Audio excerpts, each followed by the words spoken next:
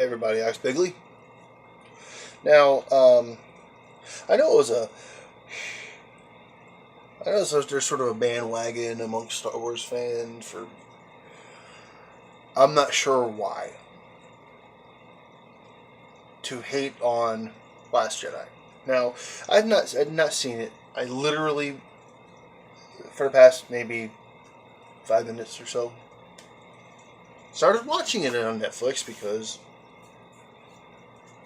it's on Netflix. And do apologize for being a little bit distracted, but I am cooking breakfast right now. Now, I only got maybe about 5 minutes into the beginning of it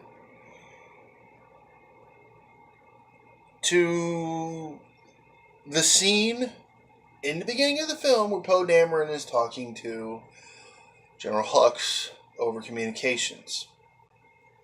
I closed off Netflix and double face palmed because for some reason, I don't know why, someone at Disney, Lucasfilm, whatever you want to call it, is under the impression that Star Wars films should be written like Marvel movies. Now, there were instances of this in The Force Awakens, I hated those segments because they took me out of the film. The one where again Poe Dameron comes face to face with Kylo Ren. Do I talk first? Do you talk first? I don't know how this goes. And then the bit with Finn when they capture Phasma.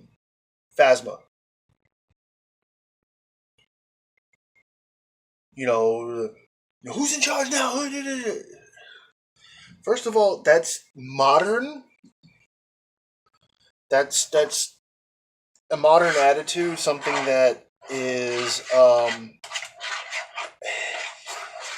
part of what made Star Wars, the original trilogy, kind of timeless, and even to a natural extent, or a certain extent, whatever.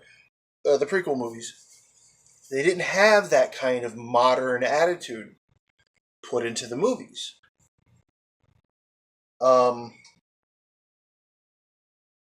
And that's why that's the things I didn't like about it. And then you open this movie, and that's the first thing I see.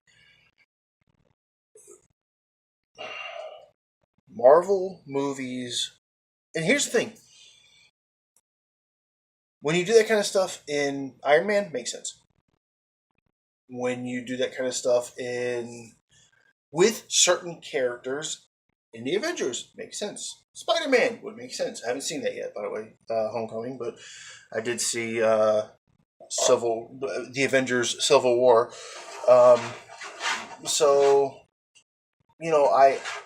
Those kind of characters, it makes sense. Now, here's the thing that doesn't make sense when you make Thor Ragnarok and you have stuff like that, where you have Hela, she's talking and she's stumbling over her words because she thinks she might be misunderstood. Or whatever, something she said could be misconstrued. First of all, the first movies weren't like that. Thor movies, I don't remember anything like that being in there. If it was the human characters that were doing that, not these, these other characters. So, and to an extent, I can understand Thor doing something like that because he was fish out of water in the first film, blah, blah, blah. And that kind of a thing is like taking over these movies. Marvel, you know what? I will give it a slight pass on those. But Star Wars, it's completely out of place. It is literally as if you took, as if in the next Star Wars movie, you have Kylo Ren, and there's just a big red clown nose on his helmet, and There's no explanation. There's no addressing it, no lampshading it. It's just there, visually there. That's how.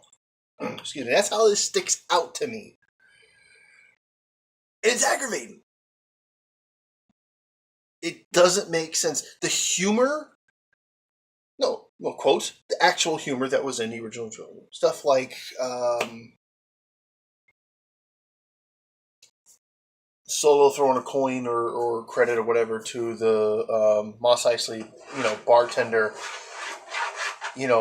sorry for the mess, that kind of a thing. The the scene between Luke and Han, when Han asks him, he goes, "Hey, do you think, a guy like me and a girl like her?" And then Luke just like, "No." The scene in the detention block when they're dressed up as stormtroopers, and he gets on the intercom and he's like, we're all fine. We're all fine here now. We're all good. We're all fine. Hey, how are you? Just like it was natural. Now, this stuff that's happening, first of all, it's unnatural. It feels so unnatural. Okay? Because who will do this? You are at war with somebody. Okay? The fact that the movies aren't even taking themselves seriously anymore, it kind of pisses me off.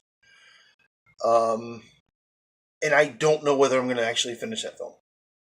I don't even know if I'm going to do that because that was so aggravating and so off-putting and so taking me out. I was,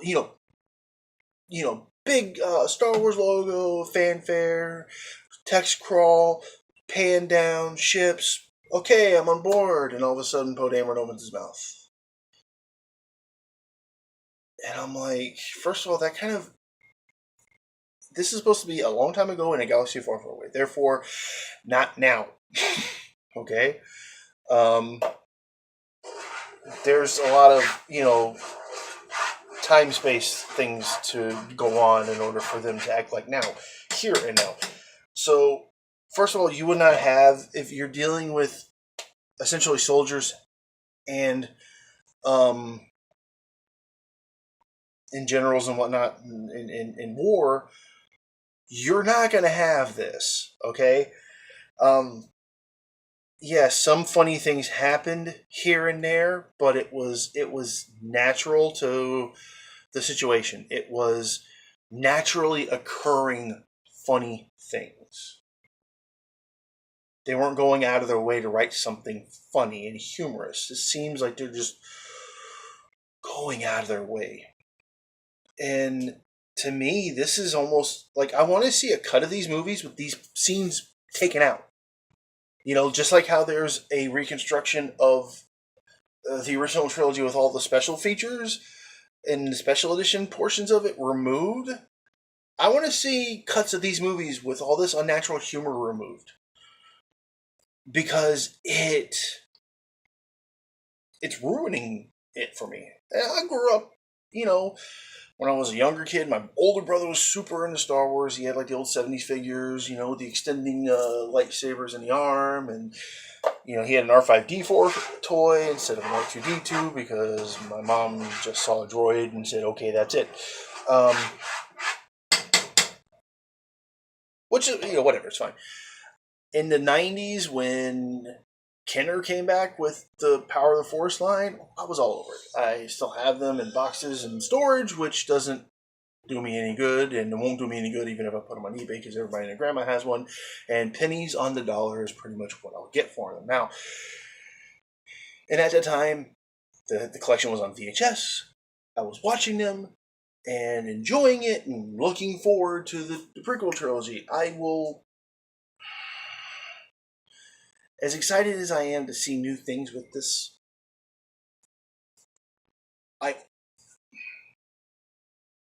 I could take...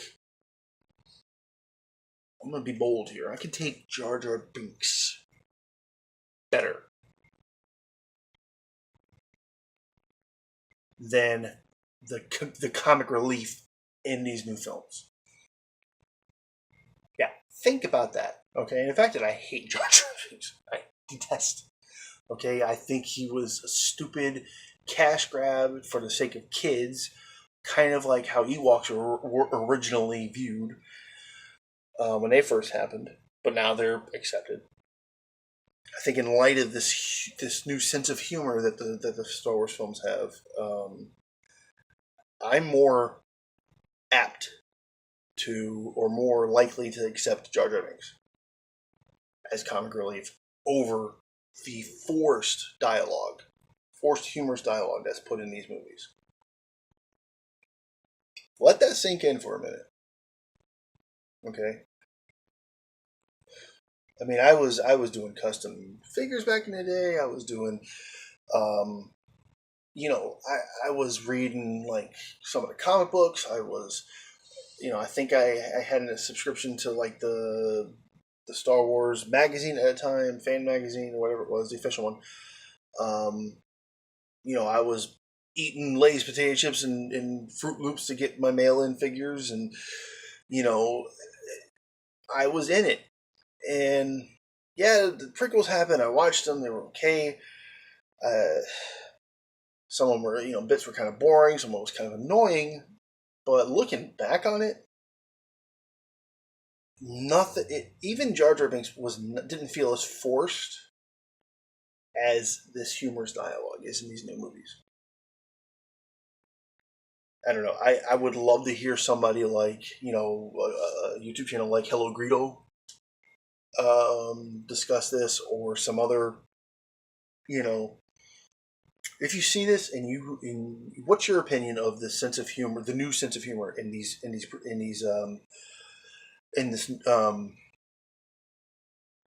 post Jedi films, in the Neo trilogy?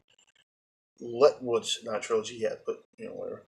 Let me know what you think. If you think it's out of place, if you were an old school Star Wars fan and are now coming into this, let me know what you think. Let me know if you agree with it. If you disagree with it, I want to know, because I want to know if I'm alone. If I'm dumb, I don't know if this is just because this is the way it is now. You have newer people, growing up, younger people, and this is their Star Wars. This is how they're going to think of it, instead of the way it was, the way it was good when it was good, in my opinion. If I'm full of crap, tell me I'm full of crap. Okay. Anyway, I said leave your comments below. Let me know what you think, and catch you next time for more rambling and ranting. See ya.